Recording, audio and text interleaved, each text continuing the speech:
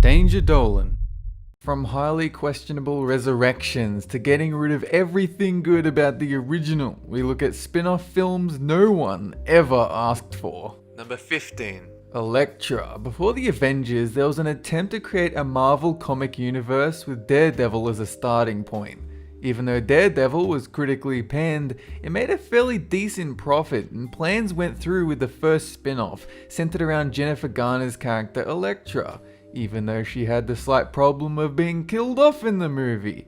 But with little help of plot magic, she was resurrected to stab sandbags yet again.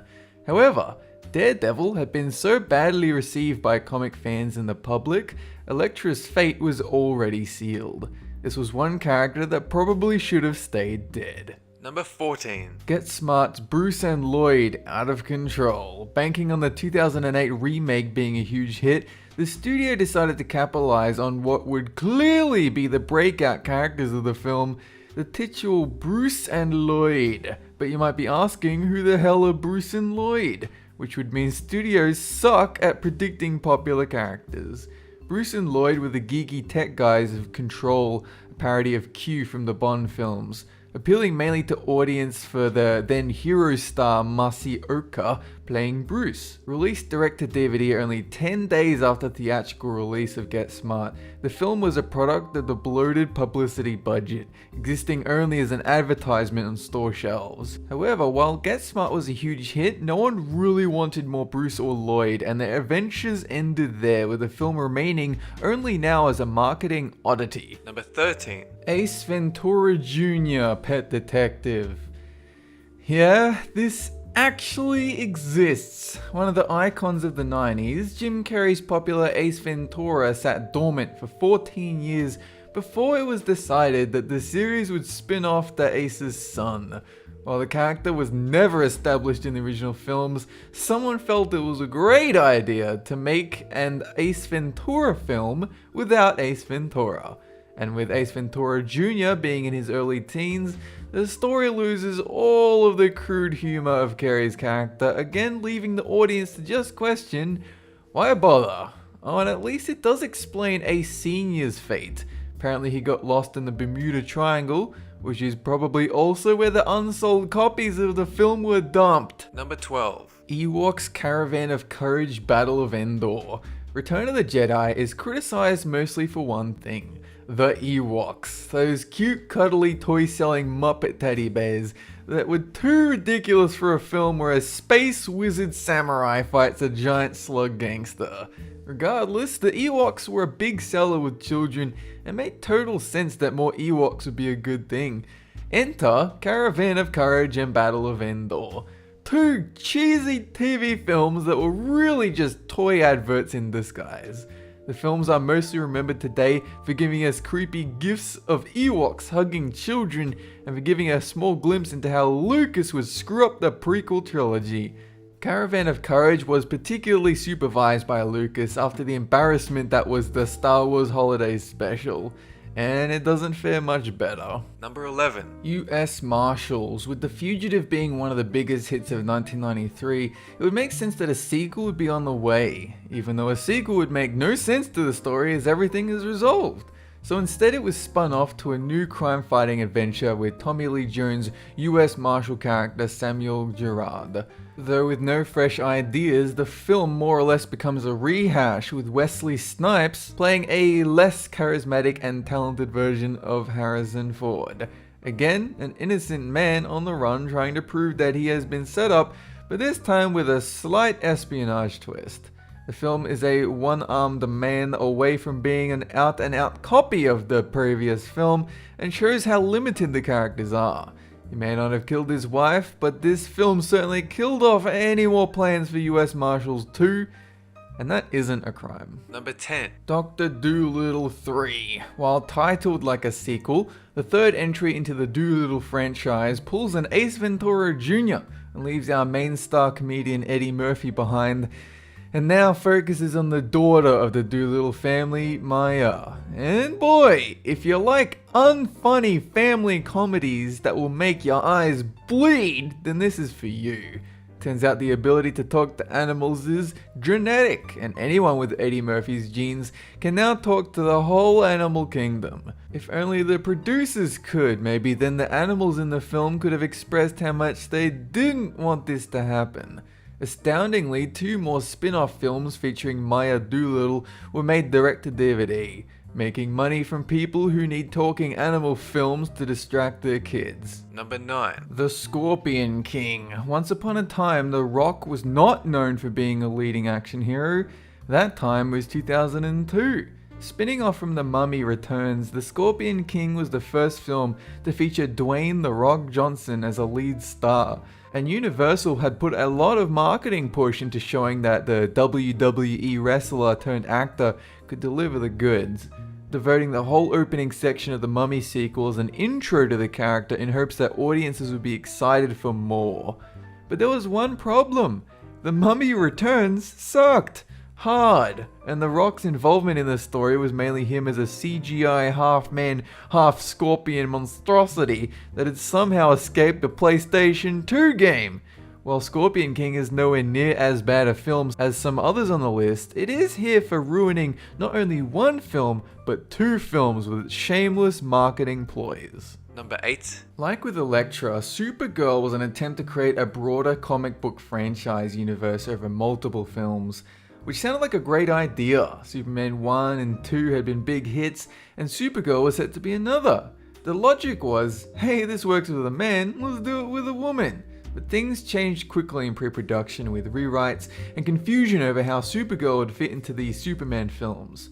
The only crossover character was Jimmy Olsen, and even he wasn't sure if the two were in the same universe.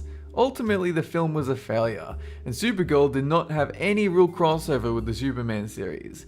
Today, the film is remembered for being a poorly written and badly made film, and it's still probably better than Superman 4. Number 7. Evan Almighty. Again, another in a long list of comedy sequels that lose their main star to then spin off to a side character.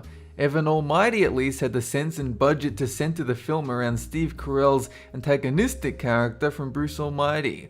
While not in the original film a great deal, this was an opportunity to take a funny character and make a film that could work. There was even a fair amount of good hype around the film before release. The film also had one of the largest budgets for a comedy film, but that soon turned sour. Evan Almighty was one of the biggest disasters of the year, and bad word of mouth spread quickly, and Evan Almighty proved to be whatever the opposite of almighty is. Number 6. Legally Blondes. Can't get your main star back for your poorly written sequel? That's okay, just change some names and bam, you have Legally Blondes. That's right, another spin-off of a popular comedy film without the original actor, because one blonde woman is the same as the other, right? Right? Legally Blondes focuses around Elle Wood's British cousins, who are also twins. But they are like double twins, because they are also clones of Reese Witherspoon's character. Covered in pink and taking their handbag chihuahuas everywhere, the two bumble through a mediocre college drama that had to be only aimed at 15-year-old girls.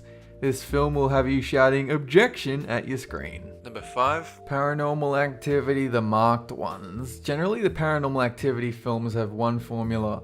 Step 1, point camera. Step 2, have nothing happen for 2 minutes. Step 3, boo! Step 4, profit. Step 5, repeat. So by the time the marked ones was realized in 2014, making it the 5th in the franchise, things had started to tire.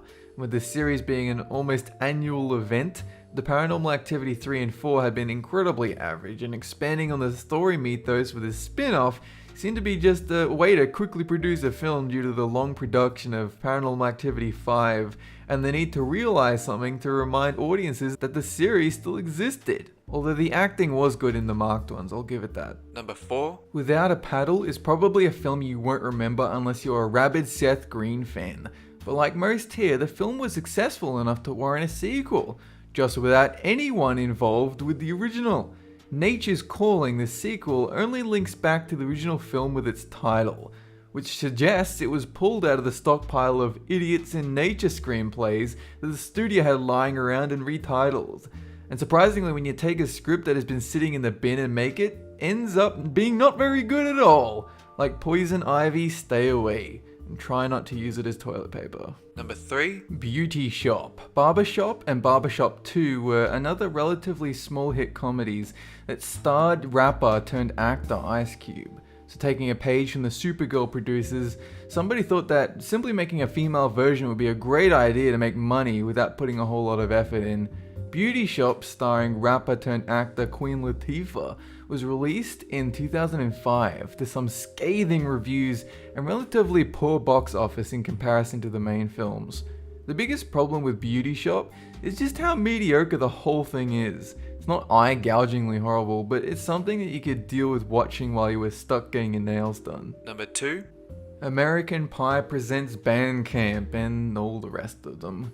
When the American Pie trilogy was completed and the cast moved on to such bigger and brighter things, someone was so defiant to not let the series die that they kickstarted a torrent cheap spin-off film series so we could all get that sweet pie action.